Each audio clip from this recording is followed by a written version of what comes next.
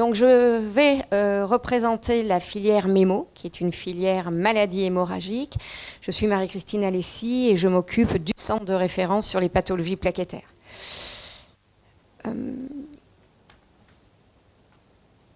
Donc la filière MEMO rassemble 3 centres de référence.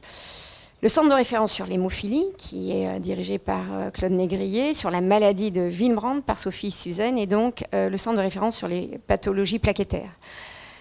Concernant le centre sur l'hémophilie et la maladie de Willebrand, ce sont des centres qui vont être finalement peu concernés par un séquençage d'exomes. Ce sont des centres qui finalement s'intéressent à des pathologies qui sont quasiment monogéniques. Donc vous voyez que dans 95% des cas, grâce au phénotypage biologique, on arrive au diagnostic et donc la question se pose peu.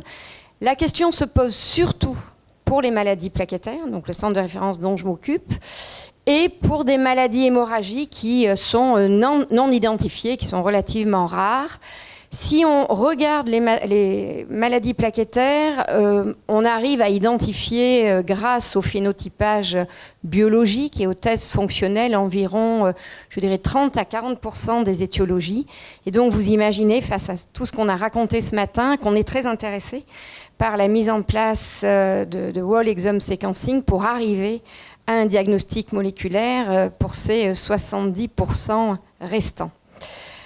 Si on regarde le circuit, nous sommes une filière très biologique. Ce sont essentiellement des médecins biologistes qui sont concernés par cette filière. On est une trentaine de centres répartis sur toute la France, entre les centres constitutifs et les CRC. La prescription passe par ces centres constitutifs et ces centres de référence. L'exploration biologique est capitale, donc ces centres sont adossés à des laboratoires experts. Et une fois que le phénotypage est réalisé, eh bien, le diagnostic moléculaire est prévu sur essentiellement 2 laboratoires experts en France, un laboratoire sur Paris, à Robert-Debré, et un laboratoire sur Marseille. Ces centres experts ont mis en place des panels concernant les pathologies plaquettaires et donc on a déjà donc incrémenté tout un ensemble de familles atteintes de pathologies plaquettaires avec un diagnostic précis. Et on a déjà donc dans nos biobanques tout un ensemble d'échantillons qui pourraient être soumis au Whole Exome Sequencing. Le rendu des résultats eh bien, passe par le circuit des centres de référence, voilà, avec des RCP. Il faut savoir qu'on a mis en place pour chacun des sites de référence des visioconférences qui sont pour l'instant essentiellement ciblées sur la prise en charge. Alors si on parle du circuit de demain, eh bien, on imagine ce circuit avec un départ identique au niveau des centres de référence essentiellement plaquettes. Comme on l'a dit, bien, on va devoir vraiment modifier nos RCP avec probablement la mise en place d'une RCP nationale ciblée sur la prescription génétique et sur la prescription du Whole Exome Sequencing. Alors ça, c'est quelque chose qui sera possible pour nous parce que le volume de patients n'est pas énorme. Ce qui nous manque dans notre filière, c'est vraiment le rapprochement avec des généticiens. Pour l'instant, on est essentiellement une famille de spécialistes autour des pathologies de l'hémostase.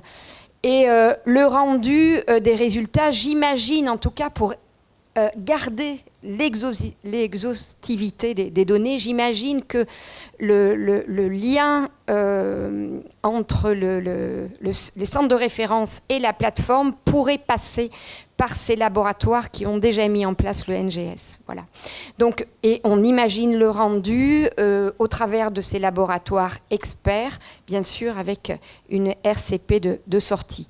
Alors les RCP, je ne reviens pas là-dessus, c'est quelque chose qu'on a besoin de consolider. Alors si on regarde le volume de patients, pas très important, estimé à 100 patients par an, mais quand on regarde les pathologies plaquettaires, on a vraiment l'impression qu'on aura du mal quand même à faire des sous-populations et on va plutôt se diriger vers des analyses de famille, de trio.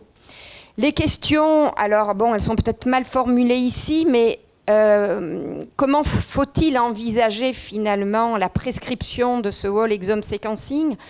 Est-ce qu'il ne pourrait pas y avoir finalement une certaine harmonisation entre les centres de référence de façon à respecter des critères établis en partenariat avec les plateformes?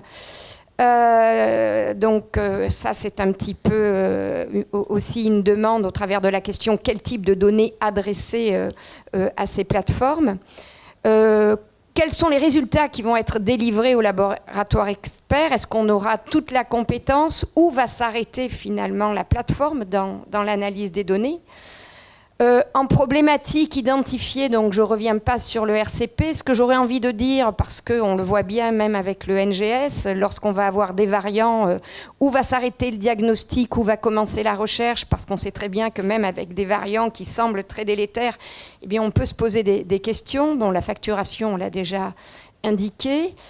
Et les autres questions, alors pour nous qui sommes une filière où les demandes vont être quand même assez faibles, pour essayer de maintenir finalement cette exhaustivité et puis simplifier le process, est-ce qu'il ne faut pas finalement que certaines plateformes se destinent à certaines pathologies et qu'on essaie finalement d'éviter la dispersion? Alors je suppose bien sûr que toutes ces plateformes vont communiquer entre elles, mais voilà.